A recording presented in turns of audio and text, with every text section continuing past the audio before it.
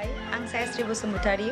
नोंथांमोननि सिगाङाव आं थाबैनो मोनसे मिउजिक एलबाम लाबोगासिनो दङ जाय एलबामनि नामाहाय जिउनि आलासि मेथाइया बेखौहाय नोंथांमोना दानिसो जस्ट ट्रेलारखौ नायखांबायानो जानो हागौ माबायदि नुखो बेखौ कमेन्ट्स खालामनो हागोन आरो बिनि फुल भिडिअखौ आं थाबैनो लाबोगासिनो दं जाय बिथांमोना सोंबाय थादोंमोन जे जिउनि आलासि एलबामखौ जों माबे चेनेलाव नुगोन होननानै स' बेखौ आङो CMCनि प्रडाक्शन चेनेलावहाय होनाय जागोन जायनोखि सिगाङावहाय आं होनदोंमोन नृत्य छाया चेनेलाव होगोन होननानै खिन्थु आं मोनसे जेनेबा जों मोनसे थांखि लादों जे इन फिउचार माने एलबाम आरो मुभि खालामनायनि मोनसे थांखि लादों बिनि थाखायनो आं CMCनि प्रडाक्शनखौ माने गोदानै क्रिएट खालामदों बेयावहाय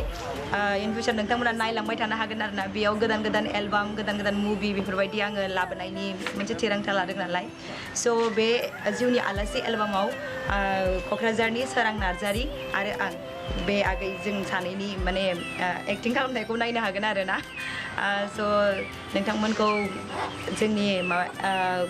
एलबामखौ अनसायगोन होननानै मिजिंथिबाय आरो लोगोसेनो चेनेलखौबो लाइक साबस्क्राइब आरो शेयार खालामगोन होननानै आसा खालामनाय थाबाय गोजोन्थों